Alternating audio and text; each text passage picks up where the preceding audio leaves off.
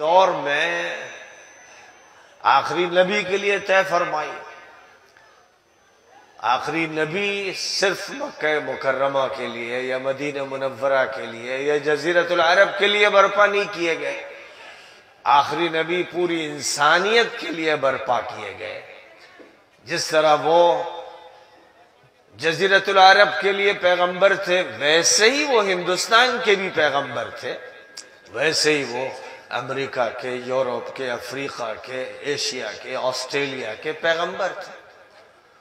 اور جب سے اللہ تعالیٰ نے ان کو برپا فرمایا، اس وقت سے پوری دنیا بالواسطہ یا بلا واسطہ ان کی مخاطب قرار دی گئی. اور ان کو یہ حکم فرمایا گیا، قل یا ایھا الناس انی رسول اللہ الیکم جمیعا، کہہ دیجئے کہ اے تمام انسانوں، میں اللہ کا پیام لے کر تم سب کے لیے آیا ہوں. میرے پیام کا تعلق تم سب سے ہے. اے انسانوں، تم سب میرے مخاطب ہو، میں تم سب کا نبی ہوں، میں تم سب کا رسول ہوں. اور فرمایا وما ارسلناک الا کافۃ للناس بشیرا ونذیرا، ہم نے آپ کو تمام انسانوں کے لیے بشیر و نذیر بنایا ہے.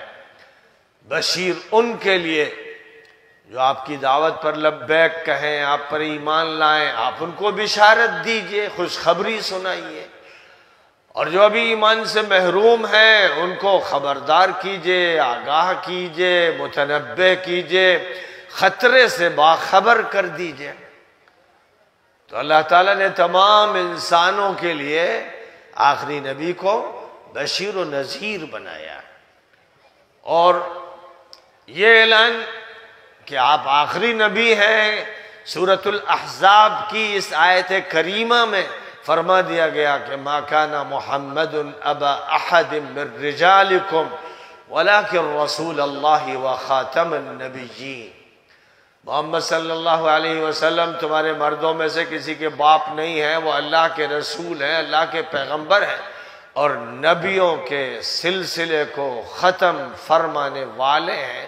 ان کے ذریعے سے مہر لگا دی گئی. اب جس لفافے کو بند کر دیا گیا اس پر مہر لگا دی گئی، اس میں کوئی اور چیز داخل نہیں کی جائے گی. اب آخری نبی خاتم النبیین ہیں. آپ نے فرمایا لا نبی بعدی، میرے بعد کوئی نبی نہیں ہوگا. ختم بی النبیون، میرے ذریعے سے انبیاء کرام کے سلسلے کو ختم کر دیا گیا. آخری وحی آپ پر اتری، آخری کتاب آپ پر نازل کی گئی، آخری شریعت اور آخری قانون آپ کو عطا فرمایا گیا. اور پوری دنیا کی سوسائٹیز، حکومتوں، معاشروں اور سماجوں کی اصلاح کی ذمہ داری آپ کو عطا کی گئی کہ آپ براہ راست اہل مکہ، اہل مدینہ اور جو بھی مکے آئیں، مدینے آئیں، آپ سے ملیں یا جہاں آپ تشریف لے جائیں، وہاں کے جتنے بھی افراد ہیں براہ راست آپ ان کو مخاطب کریں گے، ہدایت ان کے سامنے پیش کریں گے. یہ ذمہ داری آپ پر ڈالی گئی. اور بالواسطہ اپنی امت کے ذریعے، پہلے اپنے صحابہ کے ذریعے، پھر تابعین کے ذریعے، پھر تبع تابعین کے ذریعے، اور سلسلہ بسلسلہ اپنی امت کے داعیوں کے ذریعے، مبلغوں کے ذریعے، مصلحوں کے ذریعے، مجددوں کے ذریعے پوری دنیا تک آپ کی پیغمبری کی بات پہنچائی جائے گی. آپ کی رسالت کا تعارف کرایا جائے گا، آپ کو نبی بتایا جائے گا، آپ کے قانون کا تعارف ہوگا، آپ پر جو کتاب اتری اس کا تعارف کرایا جائے گا، اور کسی بھی انسان کو محروم نہیں کیا جائے گا. وَالَّذِي أَرْسَلَ رَسُولَهُ بِالْهُدَى وَدِينِ الْحَقِّ لِيُظْهِرَهُ عَلَى الدِّينِ كُلِّهِ وَلَوْ كَرِهَ الْمُشْرِكُونَ. اور کہیں فرمایا وَكَفَى بِاللَّهِ شَهِيدًا، وہ اللہ ہے جس نے اپنے رسول کو ہدایت اور دین برحق دے کر بھیجا تاکہ تمام ادیان پر اس دین برحق کو غالب فرما دے. اس لیے بھیجا ہے. اللہ نے آپ کو اس لیے نہیں بھیجا کہ کچھ مسلمان ہو جائیں، کچھ مومن ہو جائیں، کچھ اللہ والے ہو جائیں اور کچھ نمازی بن جائیں۔ انسانوں کے بیچ میں سے کچھ افراد اللہ کی بندگی سے وابستہ ہو جائیں، اس لیے نہیں بھیجا۔ اللہ تعالیٰ نے آخری نبی کو اس لیے بھیجا کہ آپ جس دین کو لے کر آئیں وہ دین پوری دنیا پر غالب آ کر رہے گا۔ جو کتاب آپ کو دی گئی ہے یہی کتاب پوری دنیا کے لیے ہدایت نامہ بن کر رہے گی۔ یہ شریعت آپ کو دی گئی ہے یہی شریعت پوری دنیا کا قانون بن کر رہے گی، کوئی چاہے یا نہ چاہے۔ کسی کے چاہنے سے یا نہ چاہنے سے حقیقت بدلنے والی نہیں۔ یہ وہ حقیقت ہے جس کا اعلان فرمایا گیا اور نبی صلی اللہ علیہ وسلم سے نبوت کے ساتھ ہی یہ وعدہ کر دیا گیا کہ اللہ تعالیٰ آپ کو غالب فرمائے گا، اور آپ نے مکہ مکرمہ میں ایک چھوٹی سی اقلیت کے ساتھ اور مظلومیت کے ساتھ اپنی دعوت دینے کے دوران یہ کہنا شروع کر دیا، کلمۃ تقولونہا تملکون بہا العرب والعجم۔ ایک کلمہ ہے جو تم کہو، جس کو ادا کرو، جس کو مان لو تو تم عرب اور عجم کے مالک بن جاؤ گے۔ ایک کلمہ ہے، ایک ایسا راز ہے، ایک ایسا کن فیکونی کلمہ ہے، ایک ایسا سر نہاں ہے، ایک اللہ تعالیٰ کے جلال و جمال کا ایک ایسا مظہر ہے کہ اس کلمے کو اگر تسلیم کر لو، اپنے دماغ میں بٹھا لو، اپنے دل میں سجا لو، اپنے ریشے ریشے میں اور روئے روئے میں اس کو داخل کر لو، تو یہ کلمہ تم کو عرب اور عجم کا مالک بنا دے گا۔ کیا بات ہے کہ آج مسلمان کہا جاتا ہے کہ اقلیت میں ہے، کمزور ہے، مغلوب ہے، شکست خوردہ ہیں، اور اس ملک میں ان کو نشانہ بنایا جا رہا ہے، دبایا جا رہا ہے، کچلا جا رہا ہے، بے حیثیت کیا جا رہا ہے، ان کے تشخص کو مٹانے کی کوششیں کی جا رہی ہیں۔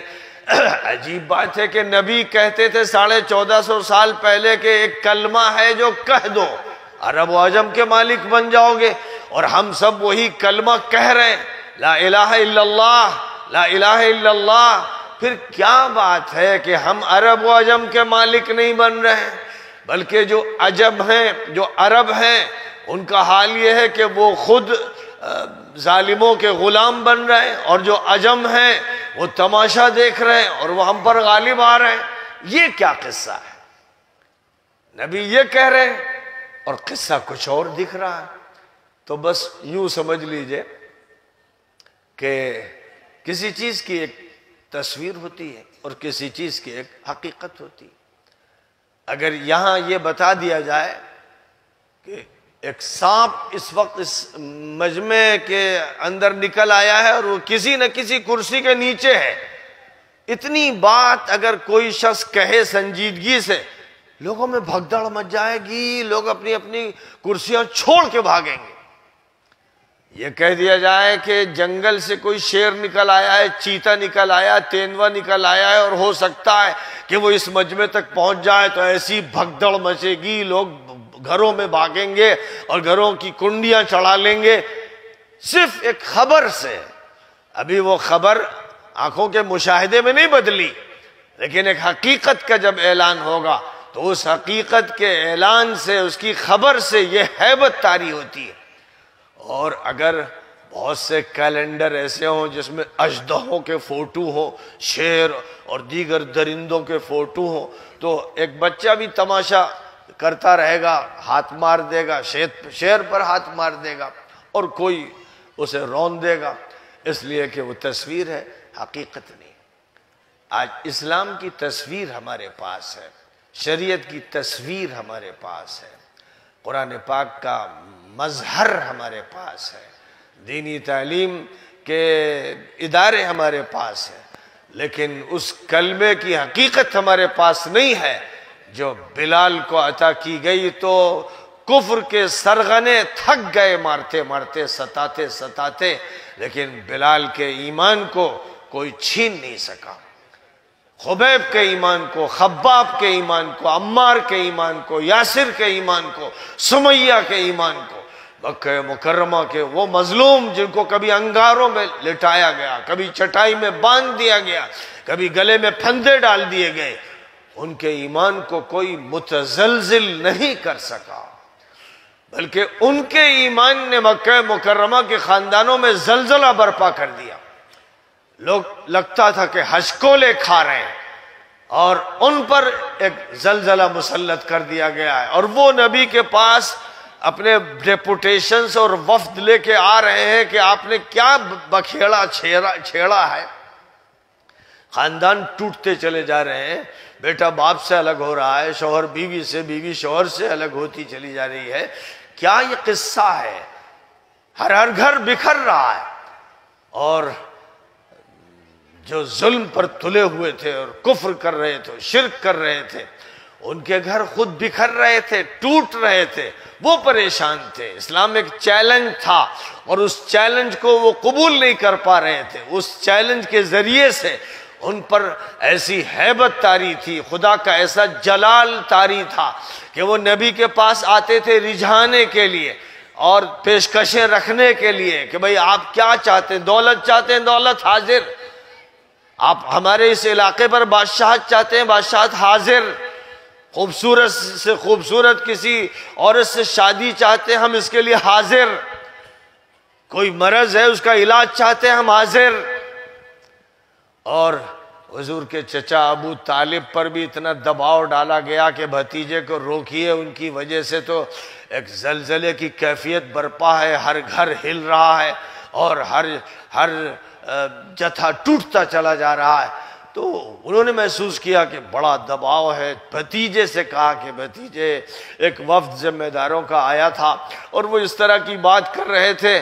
محمد عربی علیہ السلام کے اندر ایک جوش کی کیفیت پیدا ہوئی، اور چچا سے کہنے لگے خدا کی قسم اگر یہ سورج لا کر میرے ایک ہاتھ پہ رکھ دیں اور چاند دوسرے ہاتھ پہ رکھ دیں تب بھی میں اپنے اس مشن کو کسی حال میں نہیں چھوڑوں گا، یہاں تک کہ میرا سر تن سے جدا ہو جائے۔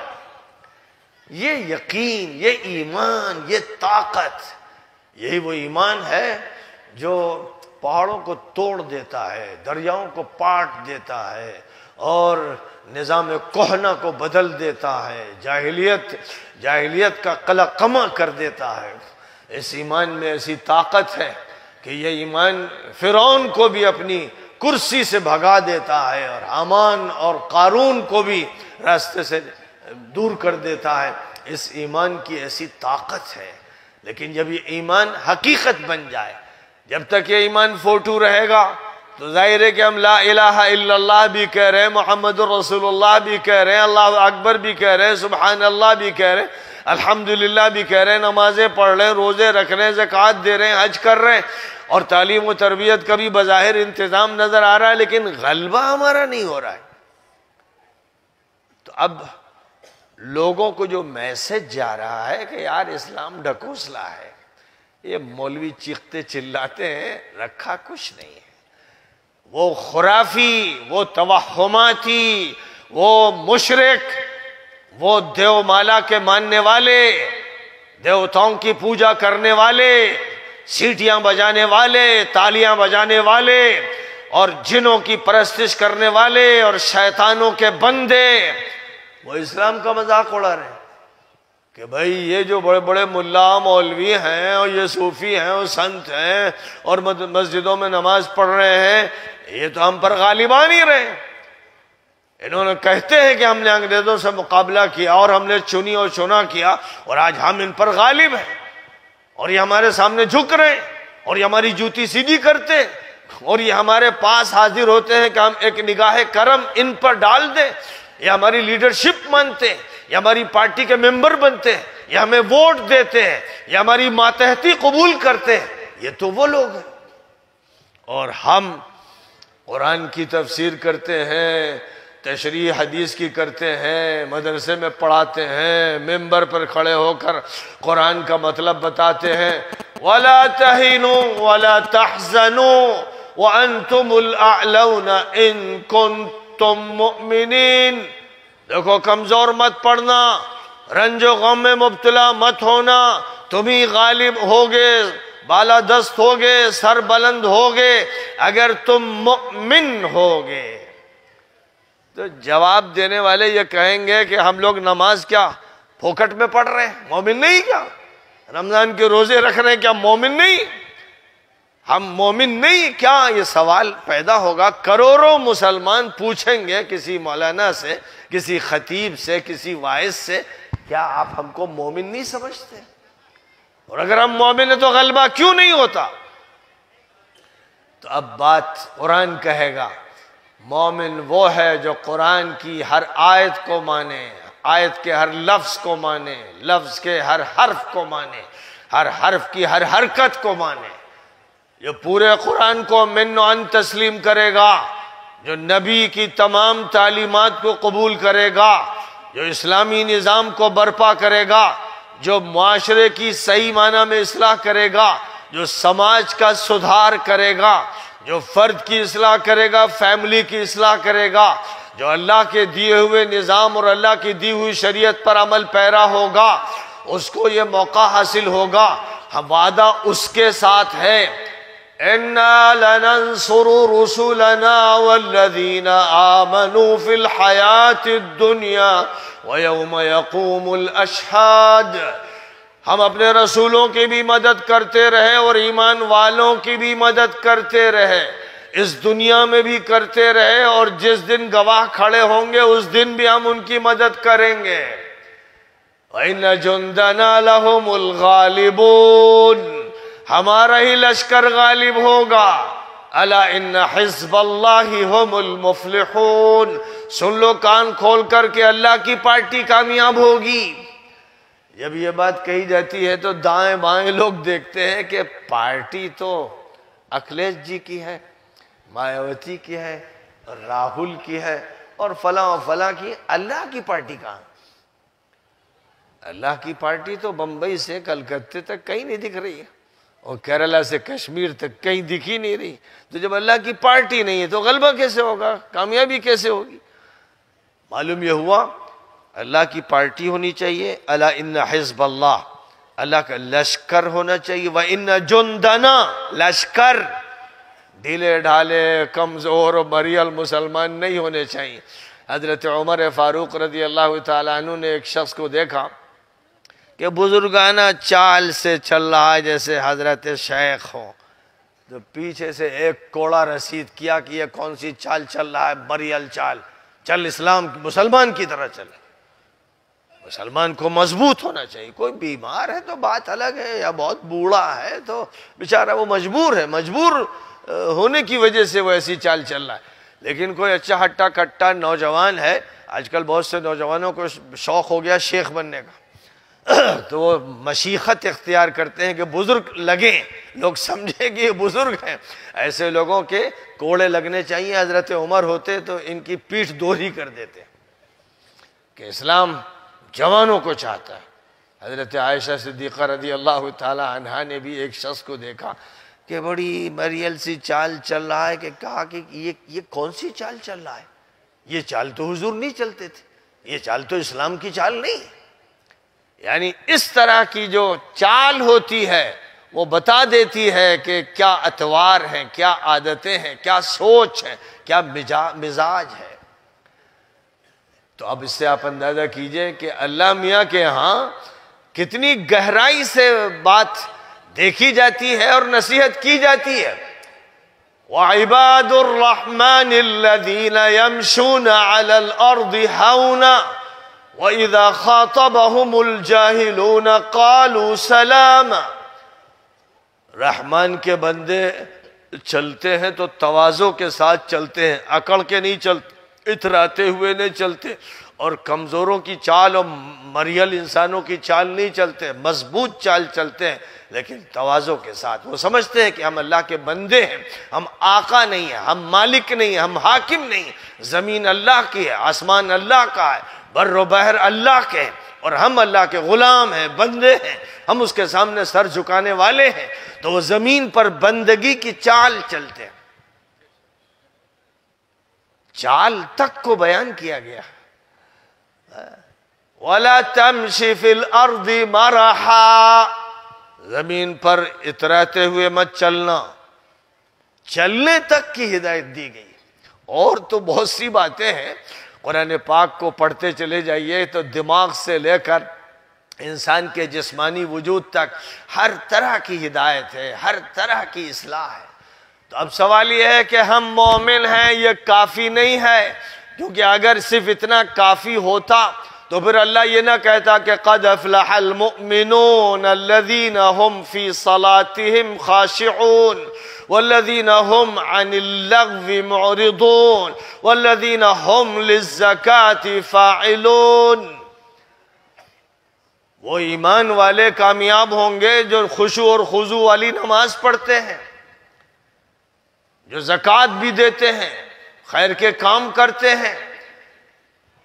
کامیابی صرف اس وجہ سے نہیں ہوگی کہ ہم مومن ہیں، مومن ہونے کے ساتھ جو مومنانہ اخلاق ہیں، مومنانہ آداب ہیں، مومنانہ تہذیب ہے، مومنانہ تعلیم ہے، مومنانہ تربیت ہے، مومنانہ معاشرہ ہے، مومنانہ سیاست، مومنانہ حکومت، مومنانہ نظم و انتظام، مومنانہ یونیورسٹیز اور کالجز اور اسکولز اور مومنانہ جامعات اور دارالعلوم، جب تک ایمان کے اثرات ہماری زندگی کے ہر شعبے پر نظر نہیں آئیں گے، ایمان محض کافی نہیں ہوگا۔ صحابہ کرام کا حال یہ تھا کہ آپس میں ملاقات کرتے تھے تو ایک دوسرے کو جب تک سورۃ العصر نہیں سنا دیتے تھے جدا نہیں ہوتے تھے۔ بسم اللہ الرحمن الرحیم والعصر ان الانسان لفی خسر الا الذین آمنوا وعملوا الصالحات وتواصوا بالحق وتواصوا بالصبر۔ زمانہ گواہ ہے کہ سارے انسان گھاٹے میں ہیں۔ گھاٹے سے صرف وہ لوگ بچ سکتے ہیں جو مومن ہوں، ایمان والے ہوں، یقین والے ہوں، عمل جن کا درست ہو، شریعت کے مطابق ہو، اور وہ حق کا پرچار کرنے والے، حق کے مشنری، حق کے مبلغ، حق کے دائی ہوں، اور حق کے راستے میں پیش آنے والی مشکلات اور مصیبتوں پر ڈٹنے والے ہوں، اور ایک دوسرے سے یہی کہنے والے ہوں ڈٹے رہنا، ڈٹے رہنا۔ اس کو تواصی بالصبر کہا گیا، حق کی دعوت کو تواصی بالحق کہا گیا۔ چار عناصر ہیں، یہ چار عناصر ہوں تو مسلمان بنتا ہے، تب وہ فتوحات کے راستے پر پڑتا ہے، تب اس کو ترقی ملتی ہے۔ پہلا کام ایمان ہے، تو ایمان بنیاد ہے، ایمان اساس ہے۔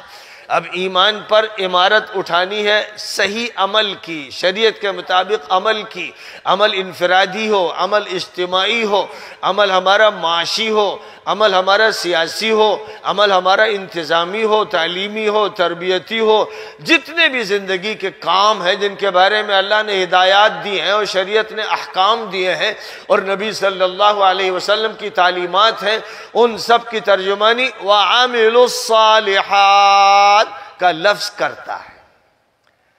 ایمان کے بعد عمل کا مطلب صرف نماز روزہ نہیں ہے، صرف تلاوت و ذکر نہیں ہے۔ عام طور پر ہمارا جو دائرہ ہے اصلاح معاشرہ، بس اصلاح معاشرہ کے لیے زیادہ تر جو بیانات ہوتے ہیں وہ شادی، نکاح، طلاق، جہیز، بارات، یہ چند موضوعات ہیں جن پر گفتگو ہو جاتی ہے، اور باقی وہ موضوعات جن کا تعلق حکومت سے ہے، جن کا تعلق انتظامیہ سے ہے، جن کا تعلق سیکریٹریٹ سے ہے، جن کا تعلق پولیس سے ہے، جن کا تعلق فوج سے ہے، جن کا تعلق ہندوؤں سے، جینیوں سے، بدھسٹوں سے ہے، جن کا تعلق اسٹوڈنٹ سے ہے، جن کا تعلق ٹیچرز سے ہے، جن کا تعلق ایڈوکیٹس اور وکلاء سے ہے، جن کا تعلق ڈاکٹرز سے ہے، اور وغیرہ وغیرہ، ان کے بارے میں بات ہی نہیں ہوتی، کیونکہ مسلمان یہ محسوس کرتے ہیں یا ایسے گھیٹوز میں بند کر دیے گئے ہیں، ڈربوں میں، کہ ان کی دنیا یہی چھوٹی سی دنیا ہے، اپنی اسی چھوٹی سی دنیا کی وہ بات کرتے ہیں۔ اور قرآن کہتا ہے وَعَمِلُوا الصَّالِحَاتِ، ہر درست عمل، صحیح عمل، ہر وہ عمل جس کا ہماری زندگی سے تعلق ہے، قرآن کی شریعت سے، اللہ کی شریعت سے تعلق ہے، ہر عمل کو درست کرنا ہوگا۔ لہذا ایک فرد کی اچھی تعمیر کرنی ہوگی، اس کو اچھی تعلیم دینی ہوگی، قرآن بھی اس کو سمجھانا ہے، حدیث بھی سمجھانی ہے، سیرت بھی سمجھانی ہے، اور اس کو پھر آگے چل کر سائنٹسٹ بھی بنانا ہے، ڈاکٹر کبھی بنانا ہے، کسی کو وکیل بنانا ہے، کسی کو سوشل ورکر بھی بنانا ہے، اور کسی کو دیگر کسی کام کے لیے تیار کرنا ہے، کیونکہ زندگی کے جتنے کام ہیں ان تمام کاموں کی ذمہ داری اصلاً اللہ تعالیٰ نے ایمان والوں پر ڈالی ہے، اور ایمان والے جب سدھریں گے اور تمام کاموں کی ذمہ داریاں سنبھالیں گے تو جتنے بھی شعبے ہیں سب درست ہوں گے۔ ڈاکٹر مومن ہوگا، وکیل مومن ہوگا، تاجر مومن ہوگا، کاشتکار مومن ہوگا، معاملات کرنے والا مومن، شوہر مومن، بیوی مومن، اس کے خاندان والے مومن ہوں گے۔ لہذا جو بھی عمل کیا جائے گا ایمان کی فضا میں کیا جائے گا، جو سانس لی جائے گی ایمان کی سانس لی جائے گی، تو عامل الصالحات کا ترجمہ ہوگا۔ اور صرف یہ انفرادی اور اجتماعی عمل نہیں ہوگا، معاشرہ صرف اس سے نہیں سدھر جائے گا۔ يسألونك عن الخمر والميسر قل فيهما إثم كبير ومنافع للناس وإثمهما أكبر من نفعهما۔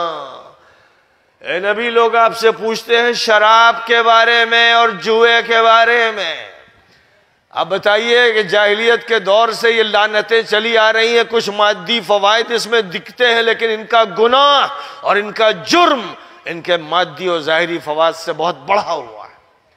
کوئی غم غلط کرنے کے لیے شراب پی رہا ہے، کوئی اپنی بیماری کو بلانے کے لیے شراب پی رہا ہے، کوئی نشے کا عادی ہو گیا تو شراب پی رہا ہے، ڈرگس کا استعمال کر رہا ہے، کوئی آگے بڑھ کر ہیروئن کا استعمال کر رہا ہے، اور کوئی دیگر منشیات کا استعمال کر رہا ہے۔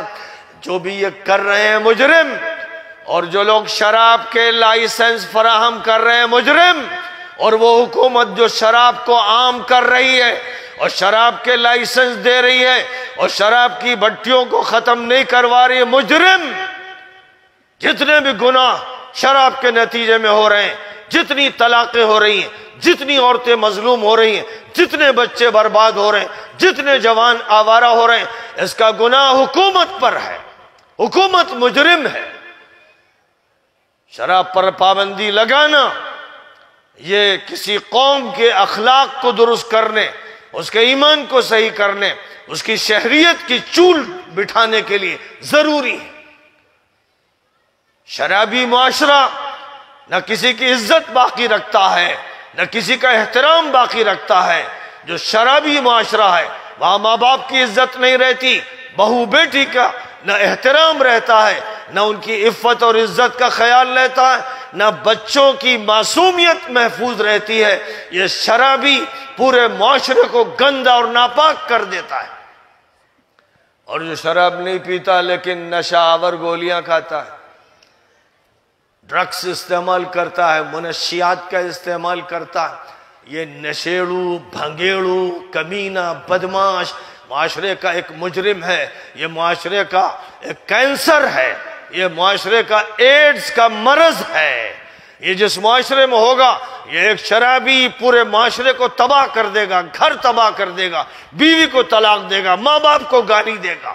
جو ڈرگس کا استعمال کرے گا اس کے ہوتے ہوئے سماج سدھار نہیں ہو سکتا۔ گایتری پریوار بہت بڑا پریوار ہے، ہمارے ہندو بھائیوں میں اصلاحی تحریک گایتری پریوار کے عنوان سے جو چل رہی ہے، کروڑوں انسان اس سے وابستہ ہیں۔ مجھے معلوم ہوا کہ لکھنؤ میں ایک بہت بڑی ریلی وہ نکال رہے ہیں شراب کے خلاف، تو میں نے اپنے نوجوانوں کو بھیجا کہ تم بھی ان کی ریلی میں شامل ہو۔ یہ کام تو اصلاً مسلمانوں کو کرنا چاہیے تھا کہ وہ آگے بڑھتے اور شراب پر پابندی کا مطالبہ کرتے، لیکن اگر وہ کر رہے ہیں تو تم بھی ان کے ساتھ شریک ہو جاؤ۔ اگر کہیں پر یووا واہنی کے لوگ، جو یوگی کی خاص یووا واہنی ہے، اگر اس کے لوگ کہیں گندے پوسٹر اکھاڑ رہے ہیں اور بے شرمی اور بے حیائی کی چیزوں کو ختم کر رہے ہیں تو مسلمان نوجوانوں کو چاہیے کہ ان کا ساتھ دیں۔ ان سے اگر مسلمانوں سے خیر کا کام نہیں ہو رہا، اپنی آنکھوں سے گندے پوسٹر دیکھ رہے ہیں اور کمینے اور گندے بے شرم و ناپاک دیکھتے گزر جاتے ہیں، بلکہ نوبت یہاں تک آ گئی کہ آج سوشل میڈیا میں برہنہ فوٹو دیکھنے والے مسلمان بھی ہیں، غیر مسلم بھی ہیں، ہر طرح کے نوجوان عیاشی میں، فحاشی میں، بدماشی میں ملوث ہیں۔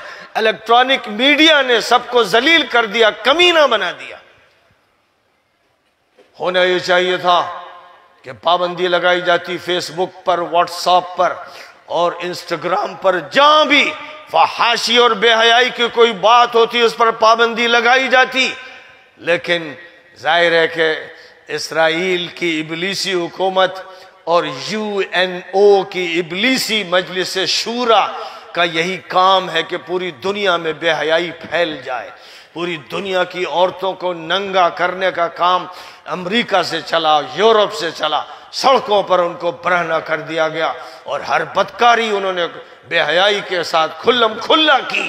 لہذا وہ ہے یورپین سیویلائزیشن، وہ ہے یورپین کلچر جس کو پوری دنیا میں پھیلانے کی مہم چلائی گئی۔ اس کے لیے کالجز کھولے گئے، اس کے لیے یونیورسٹیز قائم کی گئی، اس کے لیے آرٹ کالج قائم کیے گئے، اور اس سے سیری نہیں ہوئی تو ہالی ووڈ اور بالی ووڈ کی وہ فلم انڈسٹریز قائم کی گئی جن کے ذریعے پوری دنیا کو بے حیا، بے شرم، کمینہ صفت بنانے کی مہم چلائی گئی۔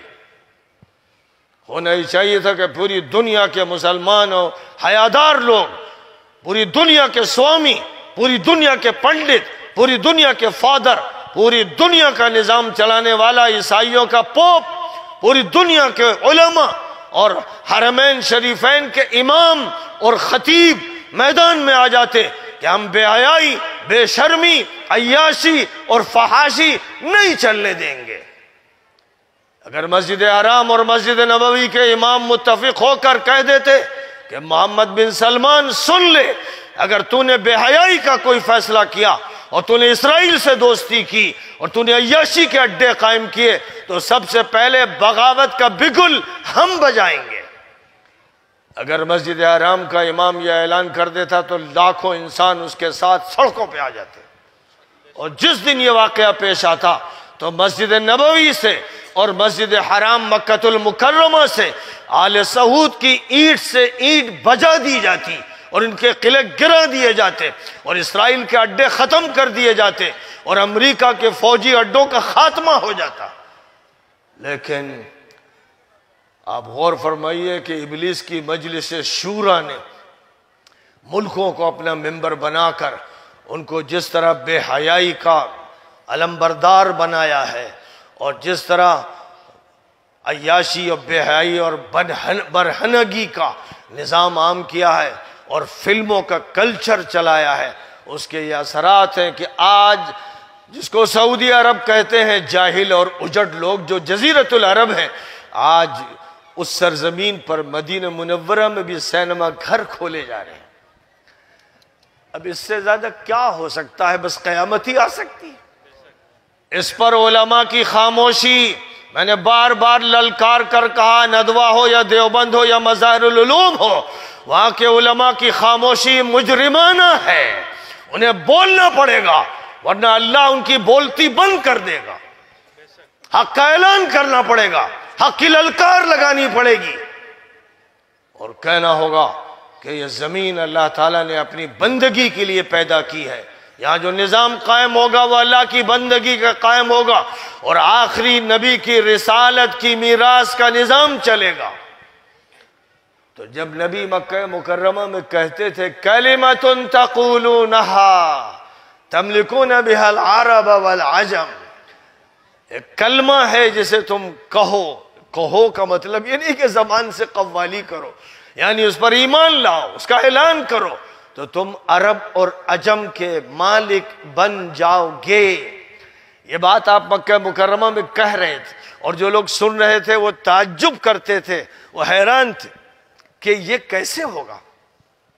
لیکن نبی اکرم صلی اللہ علیہ وسلم پر جو ایمان لائے تھے اور سورۃ العصر پر جو ایمان لائے تھے اور جو اس پر ایمان لائے تھے کہ وعد اللہ الذین آمنوا منکم وعملوا الصالحات ليستخلفنهم في الأرض كما استخلف الذين من قبلهم وليمكنن لهم دينهم الذي ارتضى لهم وَلَيُبَدِّلَنَّهُم مِّن بَعْدِ خَوْفِهِمْ أَمْنًا يَعْبُدُونَنِي لَا يُشْرِكُونَ بِي شَيْئًا۔ وعدہ ہے اللہ کا ایمان والوں کے ساتھ اور صحیح عمل کرنے والوں کے ساتھ کہ اللہ تعالیٰ ان کو خلافت ارضی عطا فرمائے گا، جیسے ماضی میں اللہ تعالیٰ نے اپنے نبیوں کو، رسولوں کو اور صالحین و مصلحین کو خلافت عطا فرمائی، اور اللہ تعالیٰ ان کے دین کی جڑوں کو مضبوط کر دے گا اور دین کو اقتدار دے گا، دین کو اقتدار دے گا، اور خوف اور دہشت کے ماحول کو امن اور آشتی سے بدل دے گا۔ کرنا کیا ہے؟ آپ کو کیا کرنا ہے؟ یعبدوننی لا یشرکون بی شیئا، میری بندگی کرنی ہوگی، صرف میری بندگی، میرے ساتھ کسی کو شریک کرنے کی اجازت نہیں ہوگی۔